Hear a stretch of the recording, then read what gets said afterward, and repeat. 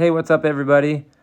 Today's video is about something fascinating that I recently found out about called the Maginot Line. The Maginot Line is a fortification and defense system that was built in the 1930s after World War I.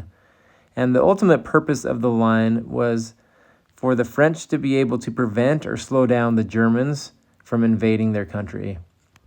The Maginot Line stretches from Switzerland in the south to Luxembourg in the north. This past weekend, my son and I had the opportunity to visit the Schoenenberg Fortress, which is located about 45 minutes from the French city of Strasbourg, near the German and French border. If you plan on visiting the Schoenenberg Fortress, make sure to check either Google or online to see what the hours of operation are, because they have fairly short hours during the day. And I would plan on visiting for 2 or 3 hours. The cost for a visit is 10 euros for adults and 5 euros for children. And something to be mindful of is that it's actually fairly cold down in the fortress. When you enter the fortress, you go down 30 meters on either stairs or an elevator, but the temperature is roughly 15 degrees Celsius or 50-ish, 55 degrees Fahrenheit. So it is fairly cold. When I arrived, I did not plan on it being cold, and the gentleman at the ticket office handed me a blanket and made me take it with me. So it was very nice of him to do so, and he wanted to make sure that I had a good experience. When I visited the Schoenenberg Fortress, I was expecting to simply walk into a couple bunkers and walk outside. I had no idea that what I was entering was this underground complex system that stretched over a kilometer long that could sustain hundreds of soldiers at a time for months at a time. I was blown away. When you begin your tour, it's very easy to follow along where you need to go because they have numbers lining the walls that show you the direction. So it is a self-guided tour, and you just visit different sites along the way, and they have signs along the way that are in French, German, and English. So it's very easy to follow along and learn about what you're looking at. When you begin the tour, you walk through the kitchen, and you see some of the cooking equipment that they used to feed hundreds of men at a time. And you also start seeing some of the tools that they used. And we got a kick out of the wrenches and how big they were. A couple seconds ago, you saw my son trying to lift up a wrench that was basically as big as he was. So there were some massive tools that were used to work all the equipment underneath this fortress. When visiting the Schoenenberg Fortress, I recommend planning on probably 2 to 3 hours for your visit. It really is as long as you want it to be.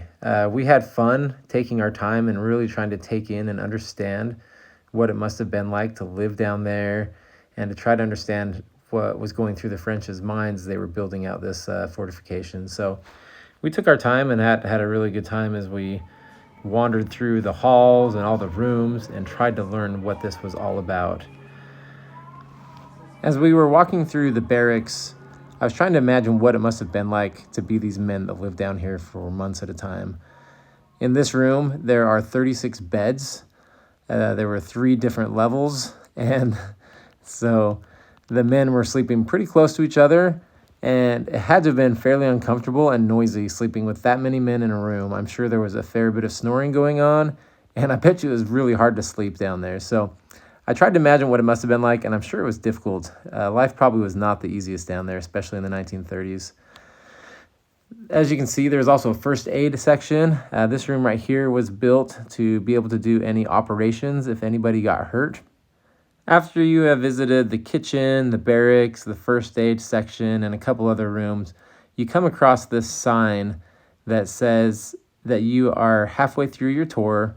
And at this point, you can either continue down a 1-kilometer tunnel or you can turn around and go back out. So we obviously opted for the more adventurous route, and we really wanted to check out the tunnel and see what that was all about. So we started our walk, and it was really cool seeing that there was a railroad station that was down there. So They built a railroad station that they used to transport material, weapons, and different supplies throughout the 1 kilometer long tunnel. As we began our walk down the tunnel, it was really interesting looking at all the pipes and cables along the way. There was also spots where oil was leaking into the tunnel. I guess there's a fair amount of oil located in the area, so that was interesting to see. And there was also spots along the tunnel that men could escape if they needed to, for just in case of emergencies. As we were walking down the tunnel, it seemed like it just went on forever. It was so cool. At one point, I told my son, I'm like, hey, go sprint down this thing. Go, Connor, go sprint. And it was fun seeing him take off and go bolting down the tunnel. Eventually, we got to what we thought was the end of the tunnel. And as we approached it, it started turning. And as we turned the corner, I was shocked to see that we were probably only halfway down and that we still had a long ways to go. At the midpoint of the tunnel, we came to this part where on both sides of the tunnel, there was an area where the soldiers had stacked ammunition and explosives. So just in case the tunnel were to become under attack or start being taken over by the Germans, they could blow up the tunnel and create a barrier and block the other end of the tunnel. One of the highlights for me of visiting the Schoenenberg Fort was seeing lots of the artwork that was painted on the walls from the soldiers that lived down there.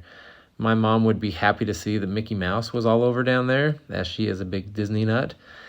And many other paintings. They were really well done, and it was really funny to see what must have been on the soldiers' minds as they were living down there for extended periods of time. As we made our way towards the end of the 1 kilometer tunnel, this is where we got to start seeing the commander's area and some of the conference rooms and boardrooms and communications rooms.